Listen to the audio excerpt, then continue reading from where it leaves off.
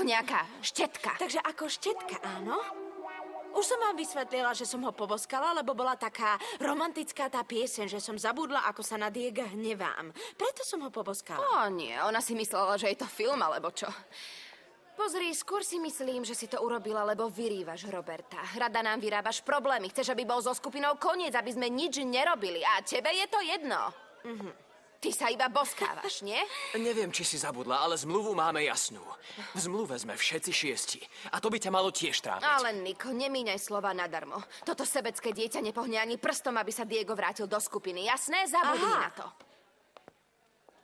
Takže vy si myslíte, že je to moja vina? Áno. OK. Takže aj mojou vinou sa ten imbecil do skupiny vráti. To uvidíte. O to sa postarám. No, to chcem vidieť.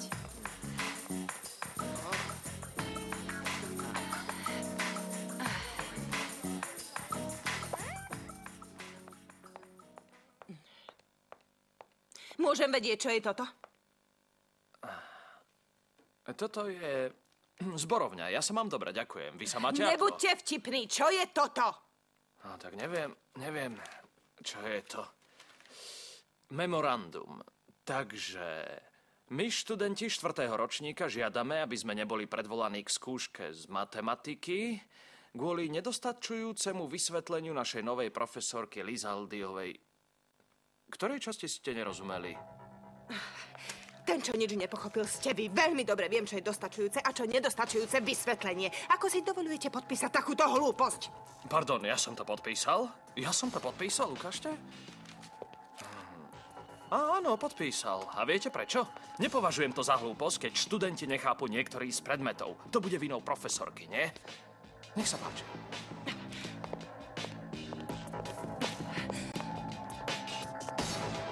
Nafúkanec.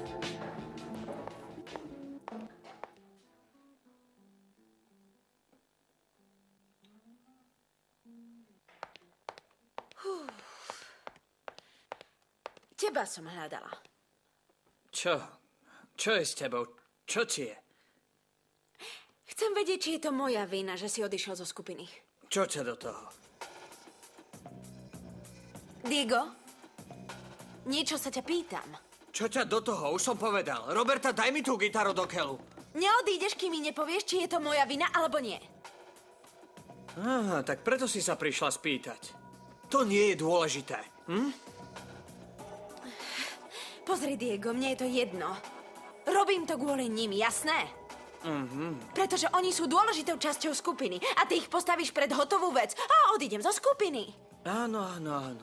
Tak som to povedal. Prečo chceš poznať dôvod?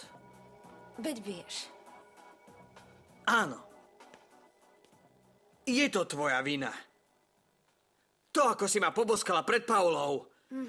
Bola z toho nešťastná, rozumieš? Poprosila ma, aby som ťa už nikdy viac nevidel. To je také milé.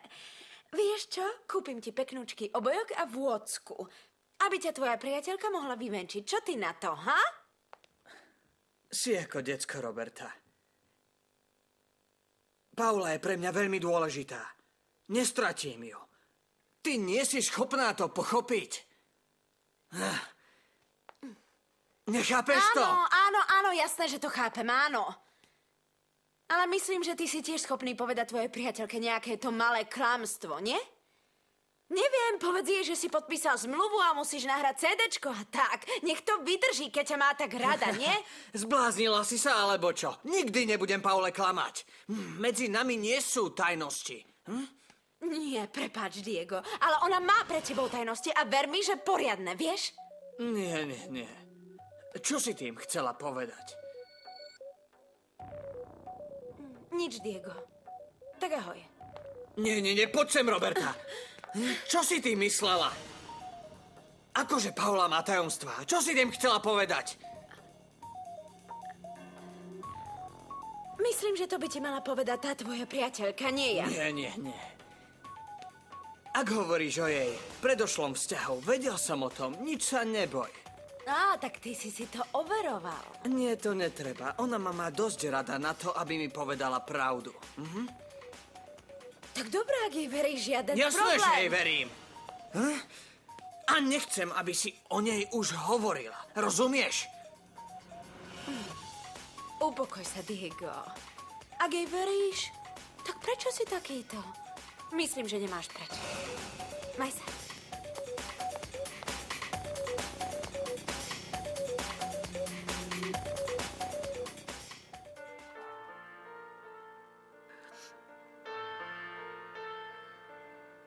Panna Mária, daj, aby sa Marcelino objavil, prosím.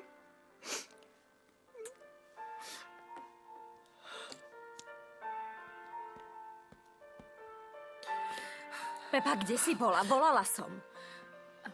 Volala som ti celý deň a ani raz si nezodvihla. Obehla som nemocnice, úrady, bola som všade, kde by mohli niečo vedieť o Marcelinovi, ale nikto nič nevie, Alma. Ak sa tomu dieťaťu niečo stane, tak ja zomriem. Zomriem. Pokojne. Pokojne, Pepa, mám novinky. Marcelino sa objavil. Vážne? Neverím tomu. A je v poriadku. Nie je zranený, neboli ho niečo. Povedz mi, Alma. Je v poriadku, zostaň pokojná. Našťastie je v poriadku. Panenka Mária, ďakujem, že si sa o neho postarala a priviedla ho naspäť. Vedela som, že ma nesklameš. Ďakujem. Pepa, musím ti niečo povedať. Áno, viem, povieš mi, že som bola hlúpa, lebo som ťa toľko otravovala, ale myslela som si, že odišiel, pretože som strašná matka. Jasné, neviem, ako sa starať o dieťa. Robila som to, ako som to vedela. Možno som sa mýlila, ale... Nemýlila si sa. Áno, jasné.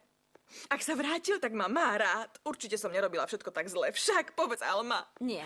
Aspoň niečo som urobila dobre, však. Áno. Alma, zabudla si mi povedať to najdôležitejšie. Kde je Marcelino? Chcem ho vyboskávať, Alma. Kde je môj drobček? Prosím ťa, kde je?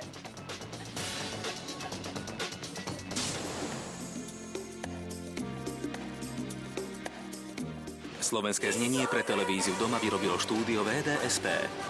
Zvukový majster Michael Kmeď, produkcia Martin Polakovič, asistentka réžie Ingrid Frlajsová, preklad Monika Krajčovičová, dialógy Zuzana Vačková,